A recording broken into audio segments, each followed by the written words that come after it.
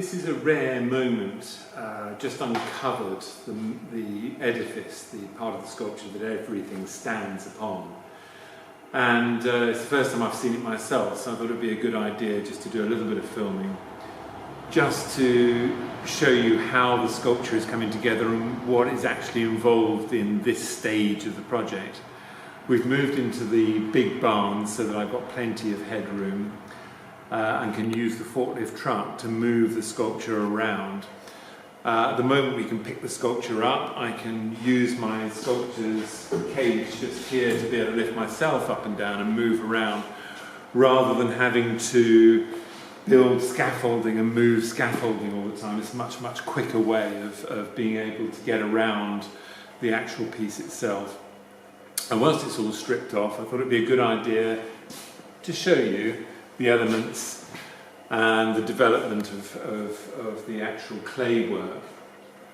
We're looking here at the officer from the First World War coming out of the edifice. He's the only soldier that's actually in fast motion, and he adds a kind of juxtaposition to the whole sculpture. He complements the way that sculpture's put together. So the design is all very carefully worked out, so that you get these different elements working together, but also surprising the viewer as you walk around.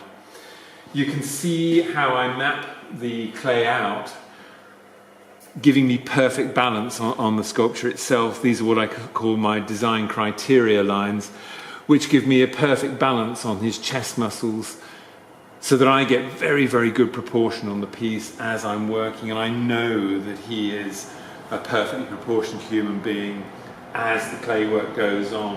It enables me to work fast, which I really need to be able to do at this stage. Again, like the other pieces that I showed you before, we've got a quick release mechanism here for this arm. So this arm will come off here when I remove the safety pin. His hand comes off here, that's blowing a whistle. His other hand here is holding the revolver. But all of that is done in bits, so that when it comes to the point of being able to reconstruct it, I can make the molds in pieces so that I can take the garnet off and everything's removable. It makes life so much simpler. So all of this has got to be thought about whilst the actual sculpture is being made.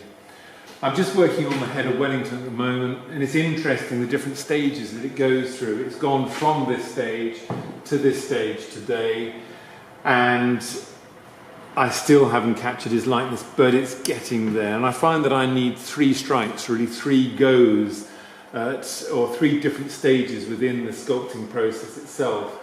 So I get the sketch done, which is very much linear strokes all over it, so that I get a sense of rhythm, a sense of proportion. All my measurements are caught, and then I pull those measurements together, and as I'm pulling them together, because I'm working like this, when I stand back I can see the errors that I've made and I can correct those.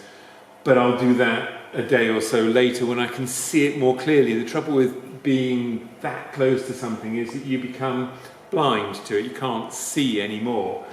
And you need a day or so to recover and then be able to see it again with fresh eyes.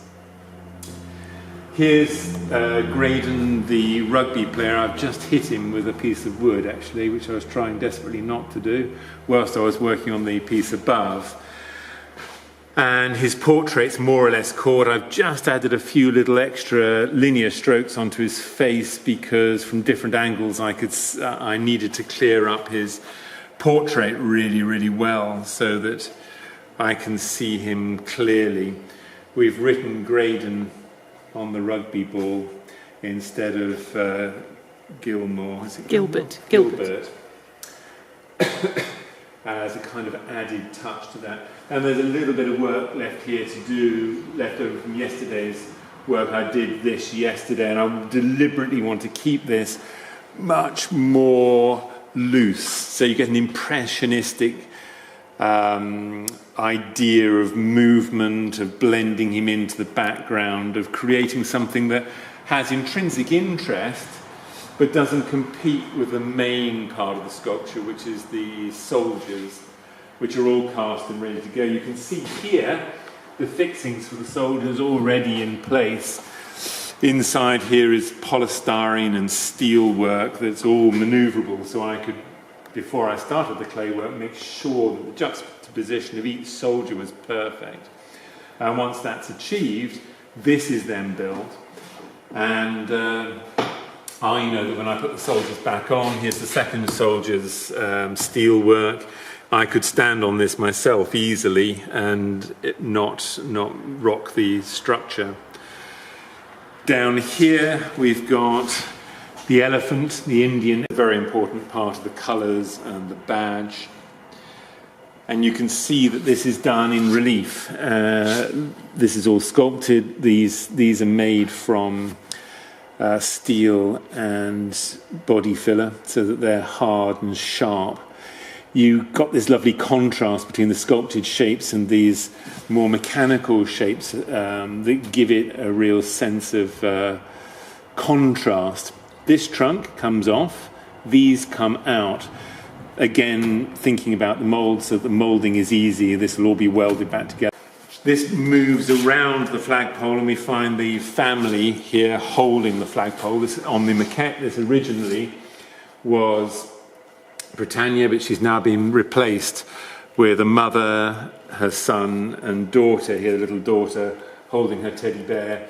Here you can see how the colours are developing.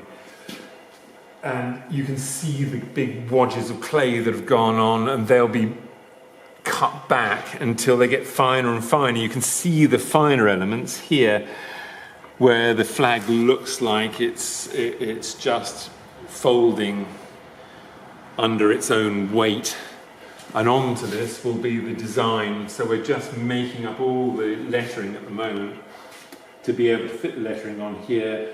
So you get this lovely sense of very shallow relief on here, making you believe that this is actually the colours. At the top of the colours you can see the company's spearhead that's been engraved, and all that engraving is on the spearhead itself in a very shallow relief.